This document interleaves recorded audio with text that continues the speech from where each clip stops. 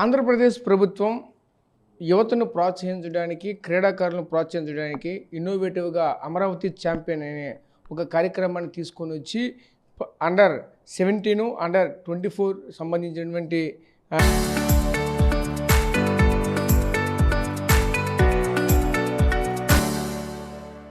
యువతనంతా కూడా ప్రోత్సహిస్తున్న పరిస్థితి కనిపిస్తున్నాయి. ఇదే విషయానికి సంబంధించి విజయనగరంలో కూడా విస్తృతంగా ప్రచారం కూడా జరుగుతూ ఉన్నది. ఇప్పటికే చూసుకుంటే ముఖ్యంగా విజయనగరం అంటేనే ఎన్నో కళలకు కానేసి అంటారు. అలాగే ఇక్కడ చూస్తూ ఉంటే ఎంతోమంది క్రీడాకారులు కూడా ఈరోజు రాష్ట్ర వ్యాప్తంగా దేశ విదేశాల్లో కూడా ఎన్నో పథకాలు కూడా సాధించినటువంటి పరిస్థితి కనిపిస్తూ ఉన్నాయి. ఇదే క్రమంలో ఇప్పటికే ఈ మధ్య కాలంలో కూడా చూసాం కామన్వెల్త్లో కూడా దీనికి సంబంధించి కొన్ని పథకాలు కూడా గెలుచుకున్న నేపథ్యం అయితే కనిపిస్తుంది. వెయిట్ లిఫ్టర్కి అయితే ఒకవైపు పక్కనే ఉన్నటువంటి కొండవేలగాడు కూడా ఎన్నో పథకాలు కూడా తెచ్చిపెట్టిన నేపథ్యం కూడా కనిపించింది. ఇదే విషయానికి సంబంధించి మనతో పాటు మాట్లాడడానికి విజయనగరం జిల్లా సంబంధించిన డిఎస్డిఓ గారు వెంకటేశ్వర గారు మనతో పాటు ఉన్నారు. ఆయనతో మాట్లాడి మరి మేము తెలుసుకుని ప్రతి చేద్దాం. సార్ చెప్పండి సార్, ఎలా దీనికి సంబంధించినటువంటి యువతని ప్రోత్సహిస్తున్నారు, యువతను ఏ విధంగా గ్యాదర్ చేస్తూ ఉన్నారు, వాళ్ళకి సంబంధించిన క్రీడా ప్రోత్సాహకాలు ఏ విధంగా అందిస్తారు? ముఖ్యంగా చూసుకుంటే ఈ అమరావతి ఛాంపియన్షిప్ 2026 సంబంధించి ఏ విధంగా ముందుకు వెళ్ళబోతున్నారు ఏంటిది?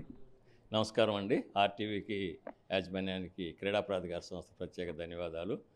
తమరు చెప్పారు, ఇప్పుడు విశ్లేషించారు.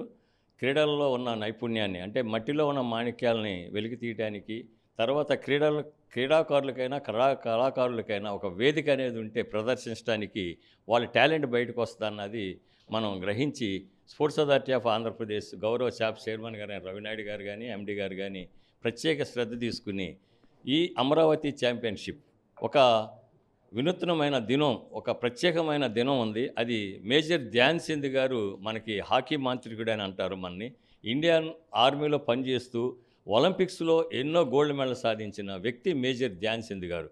ఆయన జర్మనీలో జరుగుతున్న ఒలింపిక్స్లో హిట్లర్, మీకు తెలిసిన వ్యక్తి, హిట్లర్ చూస్తుండగా వాళ్ళ టీం మీద, హోస్ట్ టీం మీద ఎన్నో గోల్స్ కొట్టిన సందర్భాలు ఉన్నాయి.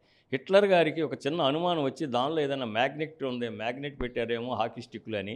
ఆయన 1-2 సార్లు ఆయన స్టిక్ని ఇరక్కొట్టి కొత్త స్టిక్స్లు ఇచ్చినా సరే ఆయన దగ్గరికి బాల్ వస్తే గోల్ కొట్టడం కంపల్సరీ. అలాంటి సిచ్యువేషన్, అలాంటి లెజెండ్, హాకీ లెజెండ్ వారి పుట్టినరోజు సందర్భంగా ఆగస్ట్ 29 పురస్కరించుకుని government of India national sports day అని ఒకటి అనౌన్స్ చేయడం జరిగింది. దానికి సంబంధించి స్పోర్ట్స్ సంబంధించి మన ఆంధ్రప్రదేశ్ కూడా వినూత్నంగా ఆలోచించి ఆ నేషనల్ స్పోర్ట్స్ డేకి క్రీడాకారులను ప్రోత్సహిస్తూ ఎన్నో కార్యక్రమాలు చేస్తూ గ్రాస్ రూట్ లెవెల్లో ఈ అమరావతి ఛాంపియన్షిప్ అని లాస్ట్ ఇయర్ నుంచి స్టార్ట్ చేసి లాస్ట్ ఇయర్ కూడా దిగ్విజయంగా వైజాగ్లో నిర్వర్తించడం జరిగింది. ఈ సంవత్సరం కూడా 3 స్టేజీల్లో లాస్ట్ ఇయర్ 9 క్రీడల్ని మనం ఎంచుకోవడం జరిగింది. ఈ సంవత్సరం మరొక 3 క్రీడల్ని ఇంక్లూడ్ చేసి 12 క్రీడాంశాల్లో లాస్ట్ ఇయర్ ఒకే ఏజ్ గ్రూప్ పెట్టారు. ఈ సంవత్సరం 2 ఏజ్ గ్రూపులు.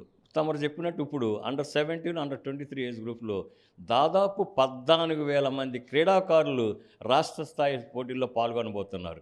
దానికి సంబంధించి గ్రాస్ రూట్ లెవెల్లో మనం అంతా కూడా కాన్స్టిట్యున్సీ లెవెల్లో సెలక్షన్స్ చేశాం. వాళ్ళు రేపు పొద్దున మీకు ఇప్పుడు షెడ్యూల్ ఇచ్చిన ప్రకారం 10వ తారీఖు, 11వ తారీఖు మన జిల్లా స్థాయికి వస్తున్నారు. వారందరికీ ఉచిత ప్రయాణం కల్పించి ఇక్కడ విచ్చేసిన క్రీడాకారుల్ని ఎలాంటి అసౌకర్యం లేకుండా వారికి వసతి, భోజన వసతి కూడా గవర్నమెంట్ కల్పించింది. గౌరవ కలెక్టర్ గారి ఆదేశాల మేరకు ఇవన్నీ కూడా మనం ఇక్కడ చేయడం జరుగుతుంది.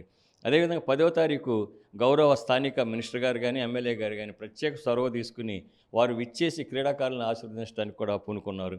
ఈ రాష్ట్ర స్థాయి క్రీడా పోటీల్లో ముఖ్యంగా రాష్ట్ర స్థాయి పోటీల్లో విన్నర్స్ మీరు చూస్తున్నారు, దీని మీద ఉంది 92 లక్షల రూపాయలు. గతంలో ఎప్పుడూ లేని విధంగా 92 లక్షల రూపాయలు క్రీడా ప్రోత్సాహాలు ఇస్తూ వారిని ప్రోత్సహించడం, ఒక మట్టిలో ఉన్న మాణిక్యాలను వెలికి తీయడం కోసం స్పోర్ట్స్ అథారిటీ ఆఫ్ తీసుకున్న ఈ నిర్ణయం అందరూ సహకరించి సక్సెస్ఫుల్గా ఆర్గనైజ్ చేస్తున్నాం. ముఖ్యంగా ప్రింట్ మీడియా వారికి, ఎలక్ట్రానిక్ మీడియా వారికి మా క్రీడా ప్రాధికార సంస్థను ప్రత్యేక ధన్యవాదాలు తెలియజేస్తున్నాం. ముఖ్యంగా మనం అయితే చూడొచ్చు, విజయనగరం అనగానే ముఖ్యంగా వెయిట్ లిఫ్టింగ్లో ఇప్పుడు కూడా ప్రతి సంవత్సరం కూడా ఏదో ఒక మెడల్ సాధిస్తూ ఉన్నారు. వెయిట్ లిఫ్టింగ్ సంబంధించి డిస్ట్రిక్ట్ స్పోర్ట్ అథారిటీగా ఎటువంటి చర్యలు చేపడుతూ ఉన్నారు, వాళ్ళకి సంబంధించినటువంటి ఎటువంటి కార్యకలాపాలు చేస్తూ ఉన్నారు, ఏం జరుగుతూ ఉంది? తప్పకుండా అండి. ఇది యాక్చువల్గా ఇప్పుడు గ్రహించిందే కాదు, విజయనగరానికి ఒకప్పుడు మన కోడి రామ్మూర్తి నాయుడు గారి కాలం నుంచి కూడా మనకి విజయనగరానికి పేరుంది క్రీడలకు సంబంధించి. వెయిట్ లిఫ్టింగ్ ఈ మధ్యకాలమే కాదు, 2014 నుంచి కూడా ఫస్ట్ మనకి వల్లూరు శ్రీనివాస్ గారని, ఆయన తర్వాత ఆయన కుమారులు ఇప్పుడు ఈరోజు కామన్వెల్త్లో సిల్వర్ మెడల్ సాధించారు. దాని తర్వాత మత్స సంతోష్ అని 2014లోనే ఆవిడ కామన్వెల్త్లో మెడల్ కొట్టింది.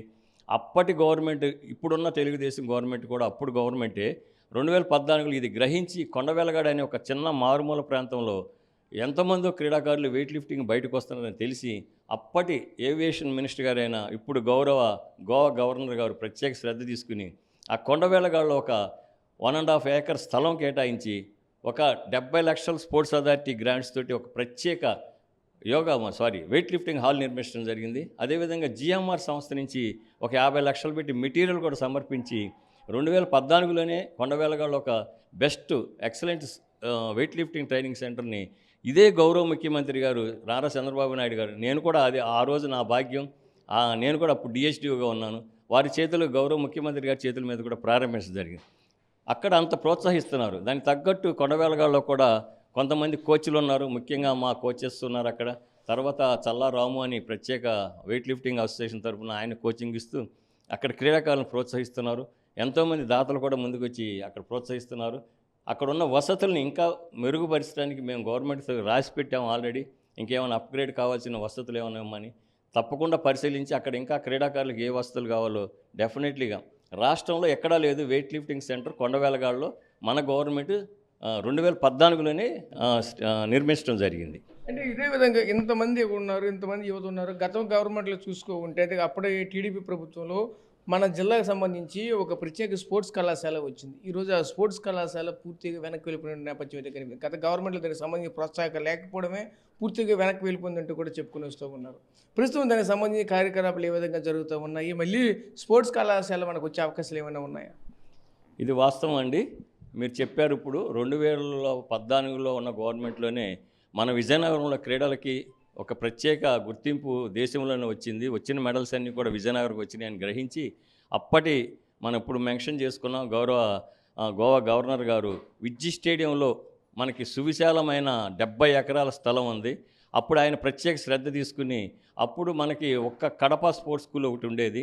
ఉత్తరాంధ్రలో ఉంటే ఇప్పుడు మనం అనుకున్నట్టు మట్టిలో మాణిక్యాలు ట్రైబల్ ఏరియా మనకి ఎక్కువ ఉంది కాబట్టి ఈ ఏరియాలో ఉత్తరాంధ్రలో ఒక స్పోర్ట్స్ స్కూల్ ఉండాలని తలపెట్టి 2018లో దాన్ని తీసుకురావడం, ముందు ఇమ్మీడియట్లీ శాంక్షన్ తెచ్చుకుని అక్కడ బిల్డింగ్స్ వర్క్ స్టార్ట్ చేసి ముందుగా ఒక 2 బ్యాచ్ల్ని తీసుకుని టెంపరీ బిల్డింగ్స్లో స్కూల్ స్టార్ట్ చేయడం జరిగింది. ఆ తర్వాత రాను రోజుల్లో గవర్నమెంట్ మారటం జరిగింది. ఆ బిల్డింగ్స్ 25% గత గవర్నమెంట్లో 25% వర్క్లు ఏవైతే ఉన్నాయో అన్నీ ఆపేయడం జరిగింది.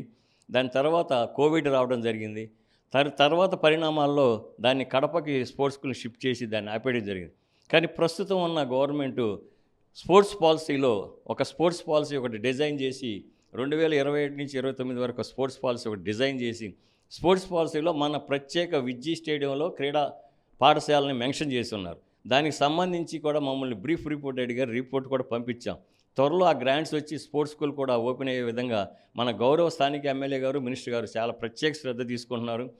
పీపీపీ మోడ్లో కూడా ఏమైనా వీలుబడి చేయడానికి జిఎంఆర్ సంస్థతోటి ఢిల్లీ వెళ్ళి కూడా మాట్లాడి వచ్చి ఉన్నారు వారు. త్వరలో అది ఆచరణలోకి వచ్చి మన ఉత్తరాంధ్ర క్రీడాకారులకి ఇప్పుడు ఏదైతే భోగాపురం ఎయిర్పోర్ట్ ఉత్తరాంధ్రకి తలమాలికంగా ఉందో అదేవిధంగా మన క్రీడా పాఠశాల కూడా మనకు ఉత్తరాంధ్రకి వచ్చి మన క్రీడాకారులకు ఉపయోగపడుతుందని ఆశిస్తున్నాం. Okay sir, thank you.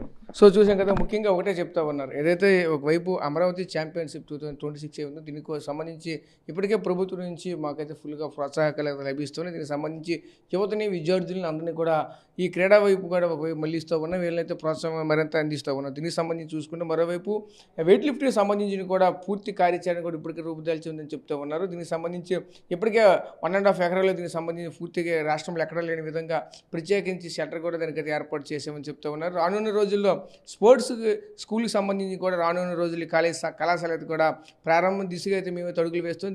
దీనికి సంబంధించి ఇంకా కార్యాచరణ అయితే రూపుదాల్సి ఉంది. దీనికి సంబంధించి ప్రత్యేకంగా ఒక రకంగా చెప్పాలంటే దీనికి సంబంధించి కూడా కొన్ని ఏర్పాట్లు కూడా చేస్తున్నామంటూ కూడా చెప్పుకొస్తున్న నేపథ్యం కూడా కనిపిస్తుంది. దీనికి సంబంధించి ప్రభుత్వం ఏ విధంగా ముందుకు వెళ్తుందో వేచి చూడవలసిన పరిస్థితి ఉంది. Camera person Naidu Rajesh, RTV, Vizianagaram జిల్లా నుంచి.